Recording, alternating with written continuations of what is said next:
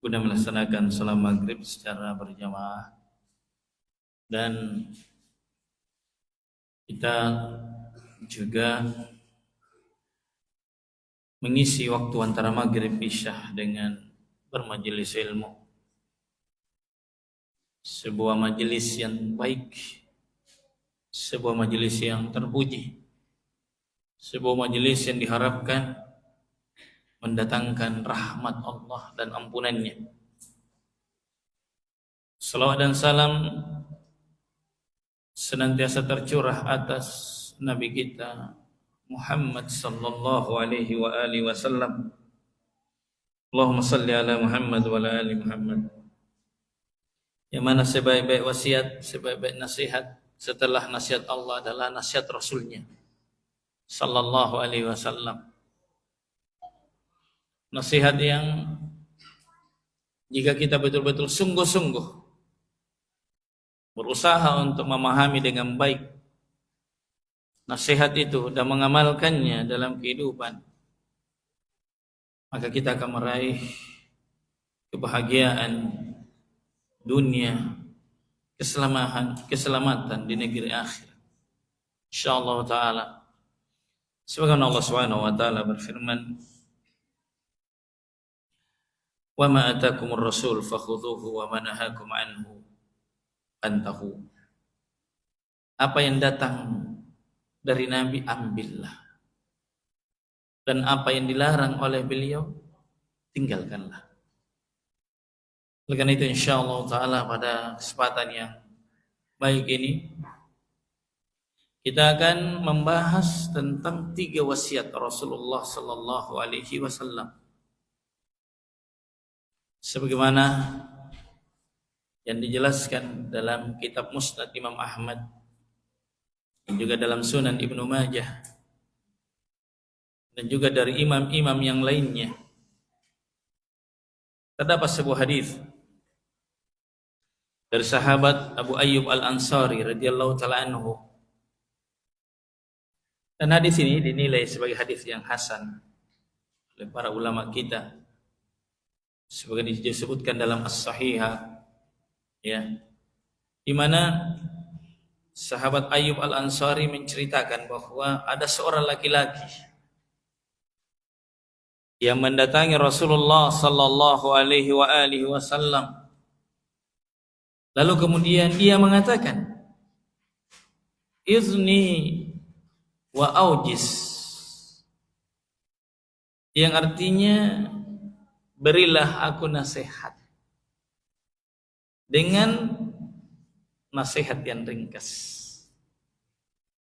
Ini sahabat ya, beri saya nasihat. Izni, ya, beri saya nasihat dengan nasihat yang singkat tapi mencukupi, bisa dipahami dengan baik, ya, sehingga kita tidak ragu dalam mengamalkannya. Itulah ilmu para sahabat. Para sahabat itu ilmunya ya seperti itu. Ilmu-ilmu yang padat, ringkas, dan mudah untuk diamalkan. Dia juga menunjukkan bagaimana kesungguhan para sahabat dalam belajar, kesungguhan mereka dalam memperbaiki dirinya, ya. Dan mereka paham bahwa cara memperbaiki diri itu dengan cara belajar. Enggak mungkin ada cara lain. Mengawali, memperbaiki diri dan terus memperbaiki diri itu hanya bisa terwujud dengan belajar, jemaah. Gimana kita bisa perbaiki diri kalau kita tidak tahu? Ibaratnya motor rusak. Gimana cara memperbaiki motor rusak? Ilmui dulu apa yang rusak, lalu diganti dengan yang baik. Sama, jika hati kita lagi bermasalah, harus paham apanya yang bermasalah, lalu diobatin. Nasihat-nasihat itu akan mengobati hati yang sakit. Kan itu yang nasihat jemaah sekalian adalah sebuah langkah untuk memperbaiki diri. Jemaah sekalian, Makanya kalau ada orang sudah senang dengan nasihat, sudah hebat itu. Insya Allah, tanda kebaikan sudah itu. Senang dengan nasihat. Bahkan dia memburu nasihat. Di mana ada lagi pengajian? Di mana lagi ada majelis? Dia kejar, dia cari. Hadirin hormati dan saya muliakan. Dan itu tanda kebaikan. Wa fi riwayah, dan dalam riwayat yang lain dikatakan, alimni wa aujiz. Ya Rasulullah, ajari saya dan peringkas pengajaran. Barakallahu fiik. Lalu kemudian Rasul sallallahu alaihi wasallam pun menjawab, memberikan wasiat. Dan demikianlah hendaknya seorang muslim jika dia diminta nasihatnya agar dia memberi nasihat. Sebagaimana dalam hadis riwayat Muslim dari sahabat Abu Hurairah radhiyallahu taala anhu, ketika Nabi sallallahu alaihi wasallam bersabda, "Haqqul muslim 'alal muslim sit." Hak seorang muslim atas muslim yang lainnya ada 6. Salah satunya adalah wa idzastansaha fansah. Jika dia minta nasihat, nasihati dia. Terima kasih kepada DKM Masjid ya, yang menghubungi saya. Kita saling berbagi nasihatnya mas sekalian. Ya. Barakallahu fikum. Maka Nabi pun memulai nasihatnya dengan mengatakan, nasihat yang pertama, idza kumta fi sholatika fasalli sholata muwaddi'. Jika kamu berdiri hendak melaksanakan sholat, kata Nabi sallallahu alaihi wasallam, jika kamu hendak atau berdiri hendak melaksanakan sholat, maka sholatlah sebagaimana sholat orang yang hendak pergi, sholat yang penghabisan. Jadi ini satu nasihat yang sangat agung ya mas sekalian. Jika engkau berdiri untuk sholat, ya, maka jadikan sholat yang kamu kerjakan adalah sholat yang penghabisan, seolah-olah ini adalah sholat yang terakhir. Barakallahu fiikum. Ya mas sekalian, saya hormati dan saya muliakan. Apa maksudnya ini? Hendaknya orang yang sholat itu punya perhatian terhadap sholat yang dia kerjakan. Jangan sekedar sholat. Seperti misalnya mas sekalian, jika dikatakan misalnya disuguhkan makanan, ini adalah makanan terakhirmu, nah, maka tentu kita akan menikmati makanan itu. Kita akan makan dengan sungguh-sungguh serius. Setiap muslim pasti mencintai sholat kan, Pak ya? Kita merindukannya. Bagaimana jika dikatakan ini adalah sholatmu yang terakhir? Jemaah sekalian, ini adalah sholatmu yang terakhir. Sholat Pak, tapi Bapak Ibu, itu hanya ada di dunia, nggak ada di alam kubur, tidak ada di akhirat, tidak ada di mahsyar, tidak ada di surga lagi sholat. Sholat itu hanya ada di sini, hanya ada di dunia. Yang tentu kita, bagaimana perasaan kalau sedang sholat, ada kelapangan, ada ketenangan, ada kerinduan jemaah. Karena mana dingin cuacanya, betul yang disampaikan. Di situ ada kenikmatan. Ya jemaah sekalian. Nah sekarang kata Nabi, ketika kamu berdiri hendak sholat, jadikan sholat yang kamu dirikan seolah-olah itu adalah sholat yang penghabisan, sholat perpisahan. Kamu tidak akan sholat lagi setelah itu. Artinya apa? Ketika kamu hendak sholat, betul-betul persiapkan sholat dengan sebaik mungkin. Tegakkan sholat itu dengan betul-betul sungguh-sungguh, bukan sekedar sholat. Sehingga apa Pak? Setiap kali kita berdiri, seolah-olah ini adalah sholat yang penghabis. Anggaplah tadi sholat maghrib yang kita dirikan. Atau setiap sholat yang akan kita kerjakan, seolah-olah ini adalah sholat maghrib terakhirku. Siapa yang bisa jamin besok masih hidup? Nggak ada Pak. Ini beberapa hari lalu saya dapat informasi bukan salah seorang ya, Ketua IDI, Ikatan Dokter Indonesia Makassar, meninggal saat selesai tawaf Ka'bah. setelah sholat syuruk dan meninggal di waktu asar, waktu Makkah ya, dalam keadaan sehat-sehat. Syukur-syukur ya kalau kita mati dalam keadaan seperti itu. Alhamdulillah. Maka betul-betul saat kita sholat Pak, diperhatikan itu sholat, dijaga itu sholat, bukan sekedar sholat. Tegakkan itu sholat, jaga itu sholat, bukan sekedar kerjakan. Hanya kita lihat Pak, Bapak Ibu, sholat itu pendekatan yang paling baik. Sholat adalah ibadah yang paling Allah cintai setelah 2 kalimat syahadat. Makanya itu selalu dihubungkan, didekatkan, digandengkan iman dengan sholat. Qad aflahal mu'minun alladzina hum fi sholatihim khashi'un. Sungguh beruntung orang yang beriman, orang yang khusyuk dalam sholat. Digandeng dalam surah Al-Baqarah. Alif Lam Mim dzalikal kitabu la raiba fihi hudal lil muttaqin alladzina yu'minuna bil ghaibi wa yuqimuna as-shalah. Selalu salat. Maka seorang mukmin itu betul-betul dia menjaga salatnya, dia perhatikan salatnya. Para ulama menjelaskan menjaga salat, menegakkan salat adalah dengan memperhatikan rukun-rukunnya, wajib-wajibnya, sunnah-sunnahnya. Jemaah sekalian, bukan sekedar sholat. Perhatikan tumakninanya. Hadirkan hati dalam sholat. Saat kita sholat, hadirkan hati bahwa kita sedang berhadapan dengan Allah Subhanahu wa taala. Kita sedang berdialog dengan Allah. Saat kita membaca Al-Fatihah, alhamdulillahirabbil alamin arrahmanir rahim maliki yaumiddin, hadirkan dalam hati bahwa kita sedang memujinya.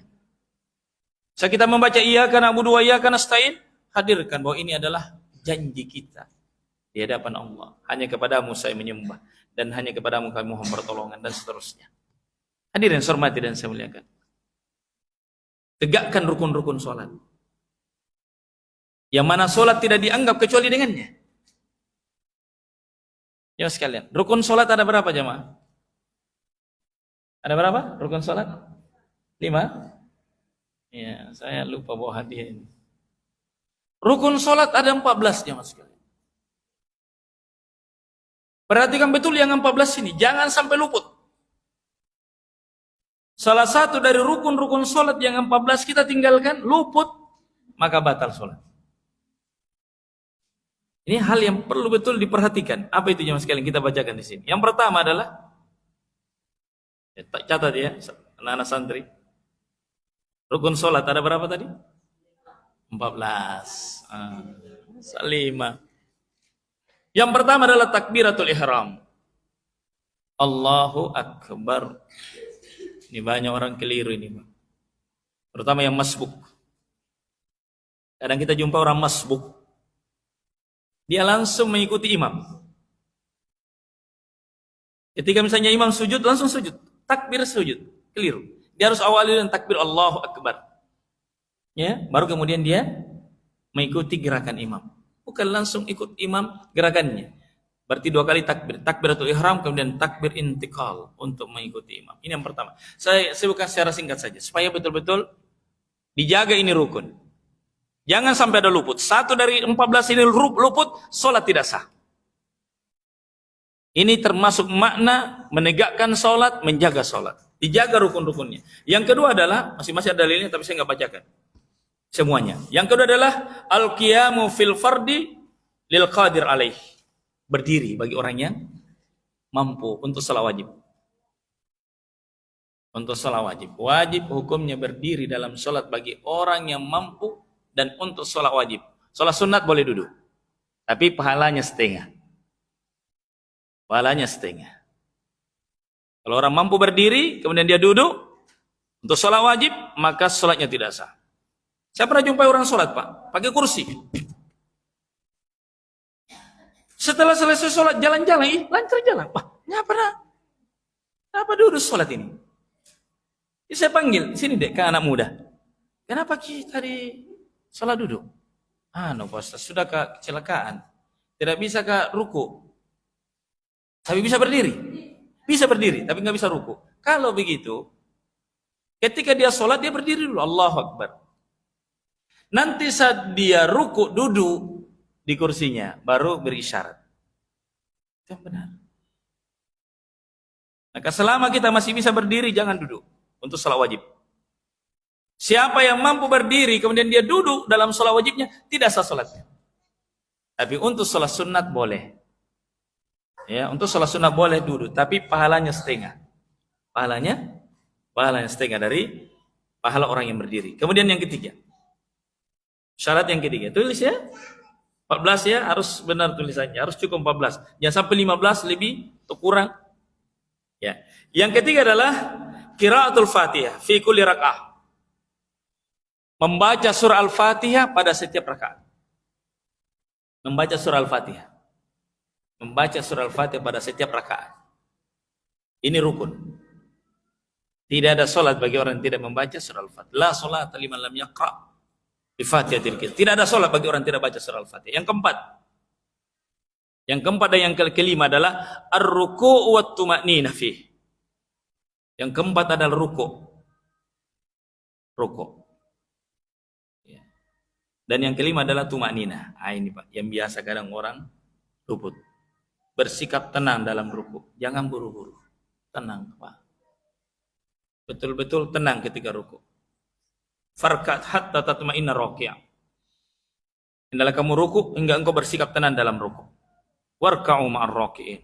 Warka'u wasjudu. Ruku' dan sujudlah kalian. Baik, kemudian yang keberapa? 6. Betul, mantap.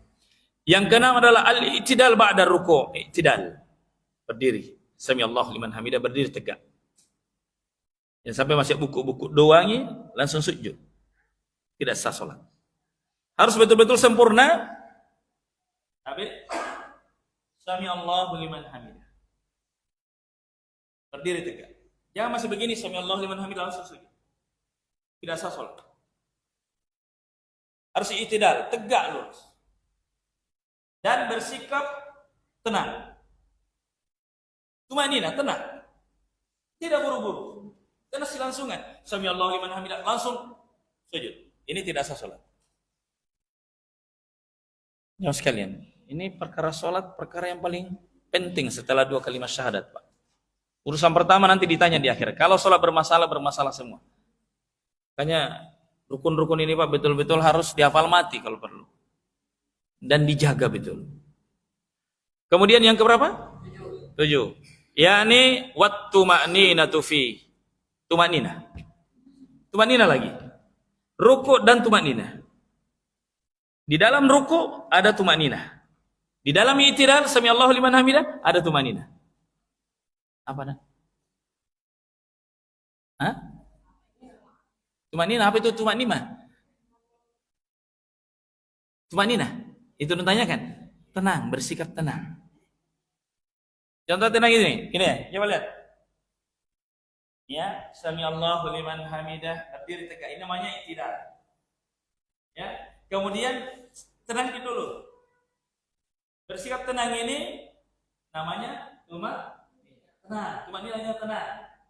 Hanya orang-orang mutmainnah, tenang, ya kan? Tumanina bersikap tenang, enggak buru-buru. Tenang silangsungan. Ya? Contoh tidak tumanina, sami Allahu liman hamidah sujud. Ya. Tidak tumanina namanya itu. Siapa yang bikin sholatnya tidak sah. Ya paham ya? Jangan buru-buru lagi sholatnya. Kamu kan siondak. Soalnya itu orang baku buru-buru. Tidak boleh, tidak sah sholat. Berapa sekarang? 8 sekarang. Tolong gurunya kalau ada yang hafal kasih hadiah nih. Barakallahu fiik. Nah, yang ke-8. Ini saya sengaja nggak bacakan dalilnya karena panjang, karena 3 wasiat mau disampaikan. Yang ke-8 dan ke-9 adalah as-sujudu, sujud. Wat tuma'ninatu fihi, dan bersikap tenang ketika sujud. Sujud. Ya, dan bersikap tumanina, tenang. Sama tadi. Barakallahu fikum. Nah, ini penting. Ada semua sampaikan di sini. Ketika sujud ada yang namanya anggota sujud. A'dha'us sujud. A'dha'us sujud, anggota sujud ada 7. Salah satu dari tujuh ini tidak sujud, sujudnya tidak sah. Sujud tidak sah, batal sholat. 7 ini. Apa tadi? Anggota? Sujud. Ada berapa anggota sujud? 7. Dengar baik-baik. Saya bacakan. Kalau ini penting, saya baca hadisnya nih. Sebagaimana keterangan dalam hadis Ibnu Abbas. Keterangan hadis Ibnu Abbas. Nah,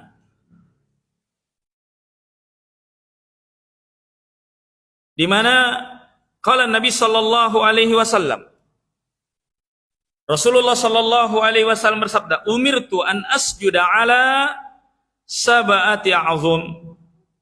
Saya diperintah agar sujud di atas 7 anggota sujud. Allah yang perintah. Saya diperintah oleh Allah agar sholat atau sujud di atas 7 anggota sujud. Dengar baik-baik. Yang pertama, alal jabahah. Jidat. Jidat. Apa nyui jidat? Dahi. Abang. Jidat. 1. Wa asyara biyadihi ala anfih. Kemudian Nabi SAW berisyarat dengan jarinya hidung. Berarti ini 1. Jidat. Kemudian Nabi sebut hidung. Ini 1. Terhitung 1. Hati-hati sujud. Jidatnya saja yang kena lantai. Hidungnya tidak. Ini bisa membatalkan sujud. Ada orang sujud tidak kena hidungnya di lantai atau di sajadahnya? Ada? Tatinting julunna? Atau tatinting? Ini harus 1. Nyawa sekalian, hormati dan saya muliakan. Kemudian kedua adalah wal yadain. 2 dan 3. Wal yadain. Kedua, telapak tangan. Nih. Harus sujud ini. Telapak tangannya. Jari-jarinya menghadap ke kiblat. Dirapatkan sempurnanya. Cara sujudnya ini. Diarahkan ke kiblat, dirapatkan. Siku diangkat. Dan dijauhkan dari lambung. Jangan begini. Jangan ditempel masuk. Buka sedikit. Tapi jangan terlalu lebar kalau berjamaah. Kalau sendiri. Berapa itu? Anggota sujud? 3, baru 3, kawan. Baru 3. Kemudian selanjutnya warrukbatain, kedua lutut. 2 lutut. Berarti berapa, Mi? 5. Dan yang terakhir adalah wa atrafi al-qadamain. 2 jari-jari kaki. Ujung-ujung jari. Hati-hati sujud tidak, saya contoh. Sebagai orang yang sholat keliru sujud. Ya ini penting ya anak-anak sekalian, jemaah sekalian. Sujud nampak angkat tangannya. Atau angkat tangannya. Tidak sah. Areka atau seperti ini. Kalau sujud terakhir apa tangannya? Betul? Kadang-kadang seperti itu. Ketika sujud terakhir, anggapannya yang terangkan dia orang. Nampak aman. Tidak boleh. Tetap seperti ini. Dan sempurnanya bukan sekedar tapi ditekuk, dirapatkan, ditekuk, ini paling bagus. Oke. Ini penting, jamaah sekalian, supaya sholat kita ini nggak sia-sia. Ini tidak boleh dianggap sepele. Ya, banyak ada orang yang sholat sampai 60 tahun, 70 tahun, tidak ada satupun sholatnya yang sah. Kenapa? Rukun-rukun ini tidak diperhatikan. Sudah berapa? 7 minggu. 7 minggu. 7 minggu. 1 jidat, dahi termasuk hidung 1. Kemudian 2 telapak tangan sudah 3. 2 lutut 5. 2 ujung-ujung jari kaki 7. Jelas? Barakallahu fikum. Kita lanjut untuk rukun. Berapa sekarang? 9. 9 kah? 9 adalah tumakninah. Tuma'nina, tenang dalam sujud. Tadi jangan buru-buru. Sujud baru tenang. Jangan buru-buru. Baca doa-doa di situ. Baca wirid-wirid di situ. Baik, kemudian sekarang berapa? Ke-10. 10. Al-julusu bainas sajadatain wat tuma'ninatu fih. Duduk antara dua sujud. Duduk antara dua sujud. Itu yang keberapa? Ke-10. Duduk antara dua sujud. Kemudian yang ke-11-nya bersikap tenang dalam duduk. Tenang dalam sujud duduk. Tumanina dalam duduk. Sudah 11. Ke-12. Ke-12. Ini kalau ada yang bisa hafal, bagus ya. Dan sebisa mungkin kita semua hafal ini. Agar bisa dijaga. Dan inilah makna menjaga sholat. Menjaga rukun. Ya. Yang ke-12 adalah at-tasyahudul akhir. Tasyahud akhir. Tasyahud akhir. Tahu tasyahud akhir kan? Ada tasyahud awal, ada tasyahud akhir. Yang rukun tasyahud akhir. Tasyahud awal tidak. Hukumnya wajib. Ini penting kita tahu mana rukun, mana wajib. Karena ada konsekuensinya nanti. Kalau rukun sholat luput, disengaja maupun lupa, itu batal sholat. Rakaat yang tidak ada rukunnya. Kalau wajib sholat, luput, sholatnya sah, tapi sujud sahwi. Itu penting ditahu Pak. Apa itu rukun, apa itu wajib sholat. Ini rukunnya, ini yang inti. Jangan sampai ada yang luput. Karena luput 1 dari 14, sholat tidak sah. Yang keberapa sekarang? Ke-13. Yang ke-13 adalah as-salatu 'alan nabi sallallahu alaihi wasallam ba'da tasyahhudil akhir. Bersolawat kepada Nabi pada tasyahud akhir. Bersolawat kepada Nabi pada tasyahud akhir. Tasyahud awal tidak masuk. Bersalawat Allahumma salli ala Muhammad wa ala ali Muhammad. Ya, contohnya itu namanya selawat. Itu wajib, itu rukun itu. Tapi di mana? Di tasyahud akhir. Yang berikutnya, keberapa sekarang? Ke-14. Terakhir. Yang ke-14 adalah at-taslim. Assalamualaikum warahmatullah. Itu hukumnya rukun. Salam yang pertama. Assalamualaikum warahmatullahi, itu rukun. Salam yang kedua bukan rukun. Paham ya?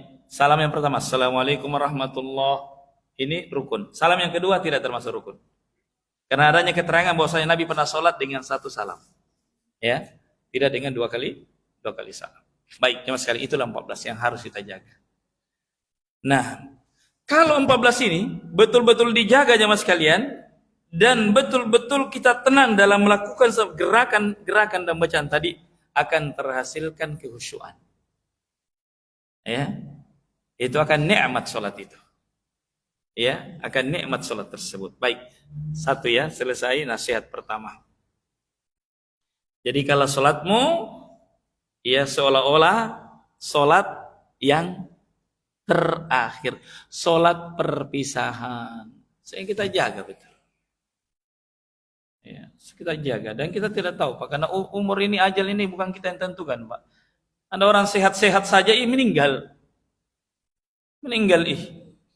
Tidak sampai di sholat setelahnya. Kayaknya Pak, yang penting setiap sholat hadirkan. Ini seolah-olah sholat terakhir saja. Kan langsung itu Pak diperbaiki itu sholat tetap. Ini sholat saya terakhir ini. Jangan-jangan ini sholat terakhir saya. Sehingga tidak nih bawang-bawang yang sambayang. Tenang apa bahasa Mangkasar sedikit. Ya to Mangkasar ini bugis ini banyak ya. Kata bugis, enggak apa-apa campur-campur sedikit. Ya. Nah sekarang bugis Makassar. Ya. Jadi ini rumus khusyuk. Kan sering banyak orang bertanya, bagaimana caranya khusyuk Pak Ustadz? Ini rumusnya, salah satunya. Bagaimana caranya khusyuk Pak Ustadz? Ini salah satu solusinya. Nabi kasih resep, tips agar khusyuk. Ketika kamu berdiri dalam sholat, seolah-olah ini sholat terakhir saya. Segera perbaiki rukuknya, sujud. Gimana caranya? Tadi yang 14 itu dijaga baik-baik. 14 rukun tadi. Baik. Kemudian wasiat yang kedua.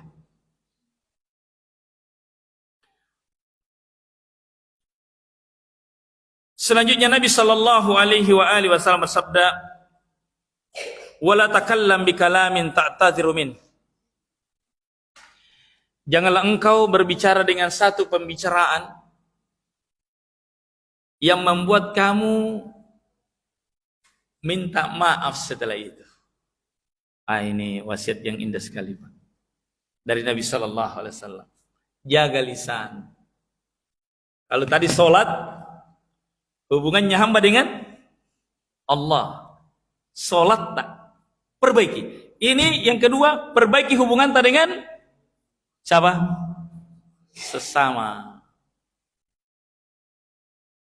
Diawali dengan cara menjaga lisan. Jangan berbicara dengan satu pembicaraan yang justru sebentar kamu minta maaf karena salah.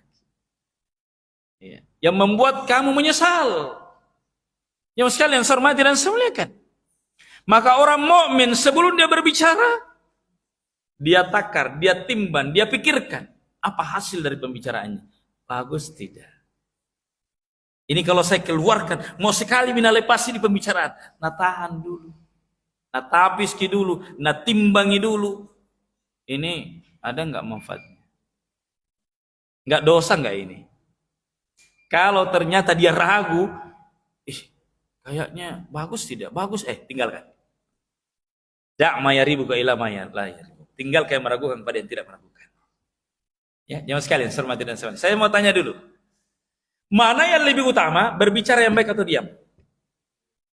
Ayo, diam. Ayo sini. Mana yang lebih utama, berbicara yang baik atau diam? Diam. Barakallahu fikum.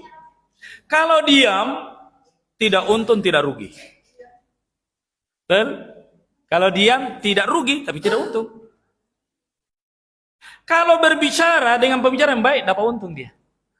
Berarti berbicara yang baik lebih utama daripada dia. Makanya Nabi sallallahu alaihi wasallam bersabda, "Man kana yu'minu billahi wal yaumil akhir falyakul khairan aw liyasmut." Barang siapa yang beriman kepada Allah dan negeri akhirat, hendaknya dia berbicara yang baik atau dia diam.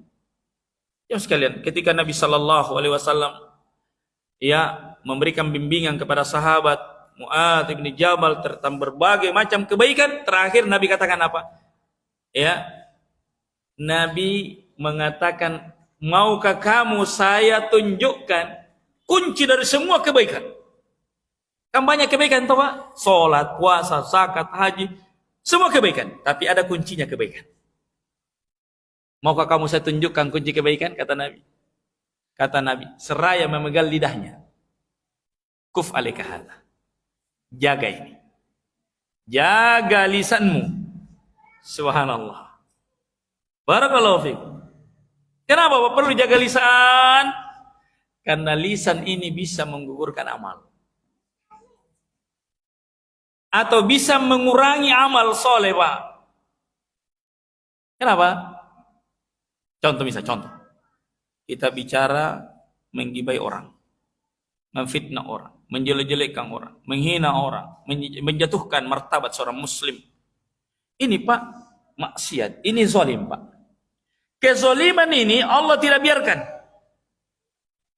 Pada lisan ini Pak. Kezaliman ini Allah tidak biarkan. Allah kisos di akhirat. Berupa apa?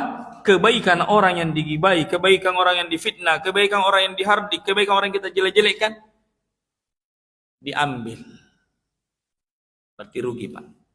Makanya ini kunci kebaikan Pak, lisan. Makanya jamaah sekalian saya hormati dan saya muliakan,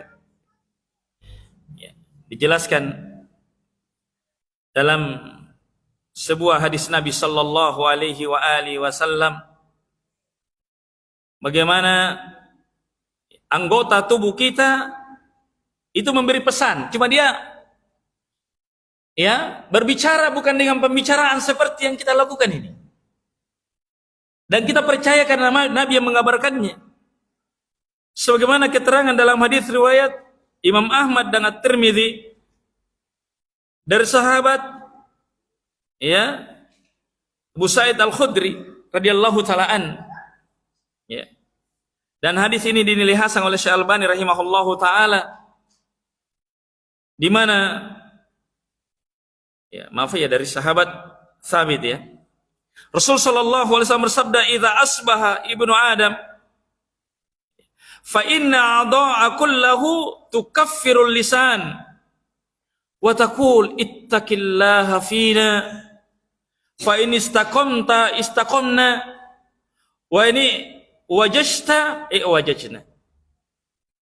Jawab sekalian, coba lihat di sini. Bagaimana hubungan yang sangat erat antara lisan dengan semua anggota tubuh, dengan tangan, dengan kaki, dan seluruh anggota tubuh. Nabi SAW mengatakan, jika Bani Adam memasuki waktu pagi, maka seluruh anggota badan manusia tunduk kepada lisan. Apa artinya tunduk? Mengikuti. Ikut kepada lisan. Lalu mereka mengatakan, dengan pembicaraan anggota tubuh yang kita tidak tahu. Dan kita percayakan Nabi yang mengabarkannya. Apa kata seluruh anggota tubuh? Apa kata mata? Apa kata telinga? Apa kata tangan dan kaki? Kepada lisan, bertakwalah kamu dalam urusan kami, ya lisan. Wahai lisan, bertakwa kepada Allah dalam urusan kami.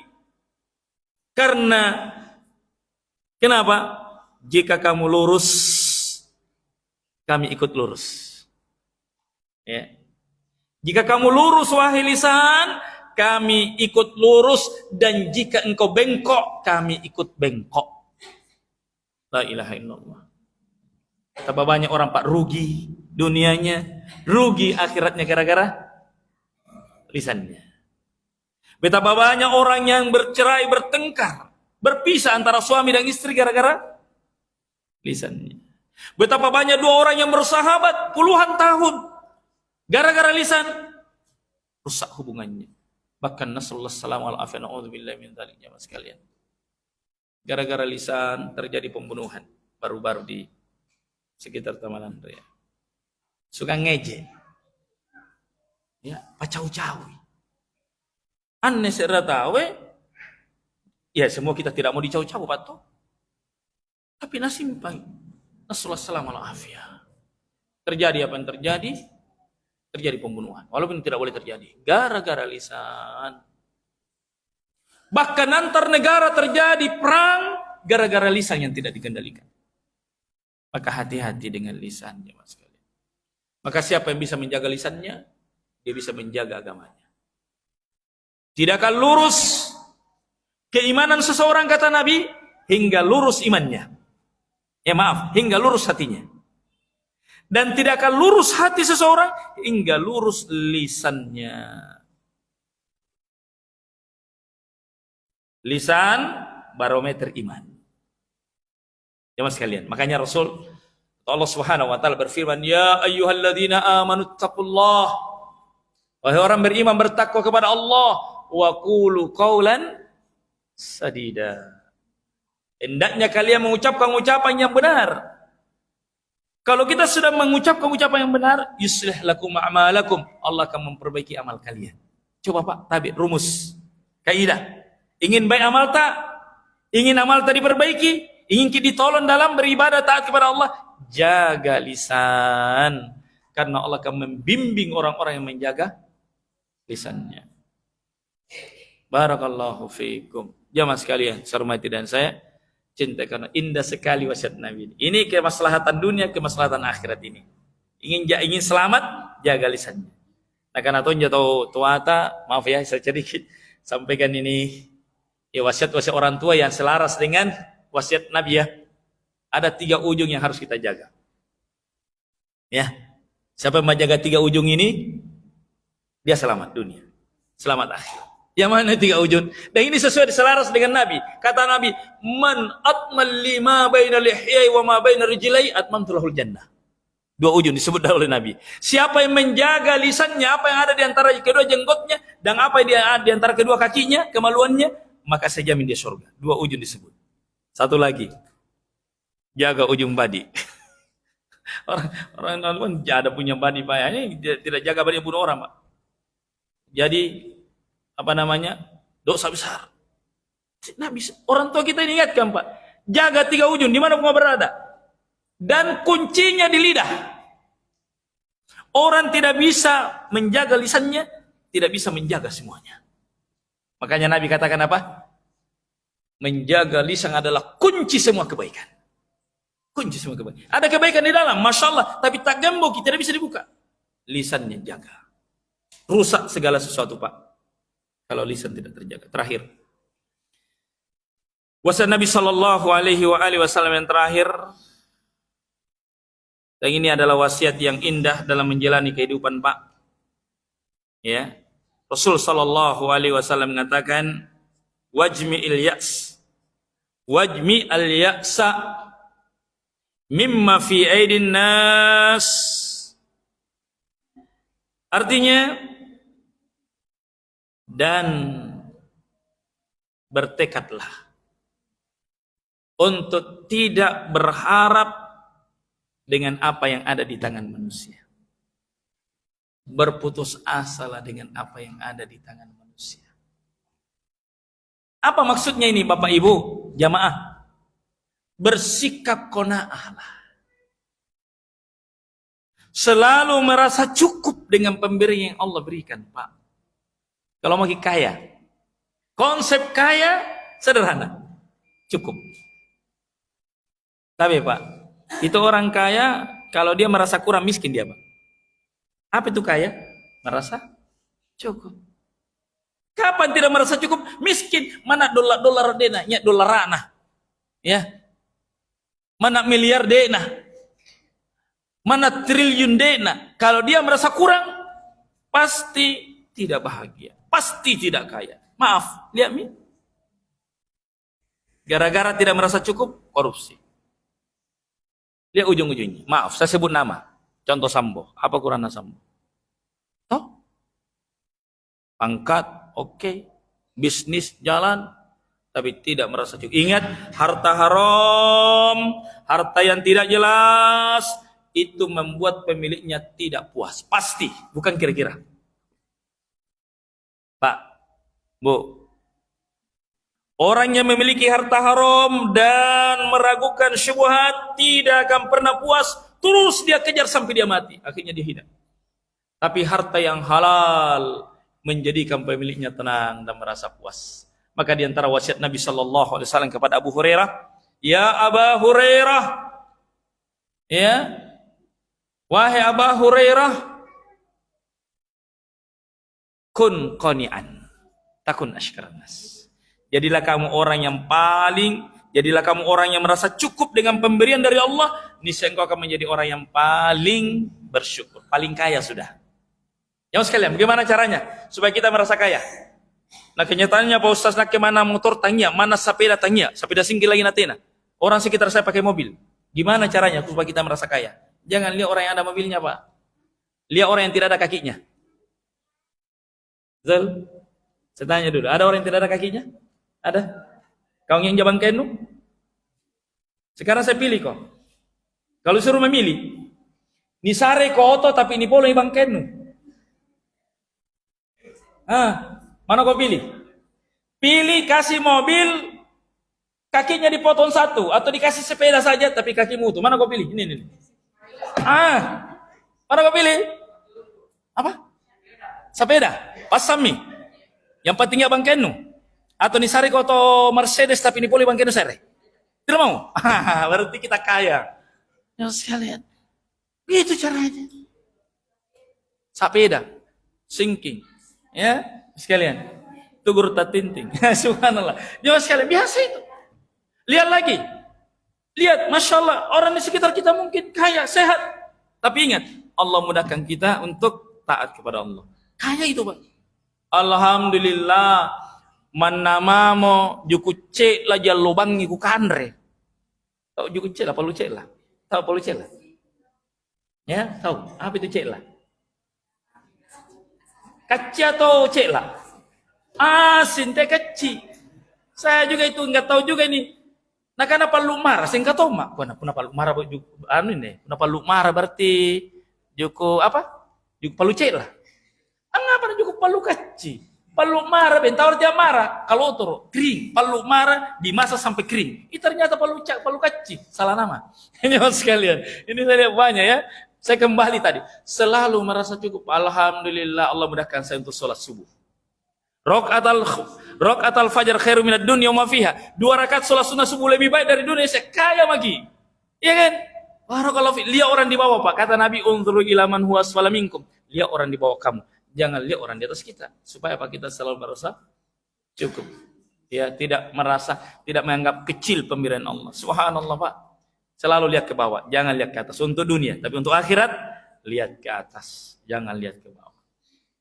Inilah 3 konsep rumus hidup bahagia dunia selamat akhirat. 1, jagai sambayanta.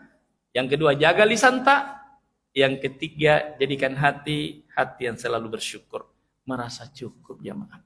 Wassallallahu wasallam ala nabiyina Muhammadin wa ala alihi wasallam. Subhanakallahumma hamdika nasyhadu an la ilaha illa anta astaghfiruka wa atubu ilaika wa akhiru da'wana alhamdulillah. Assalamualaikum warahmatullahi wabarakatuh.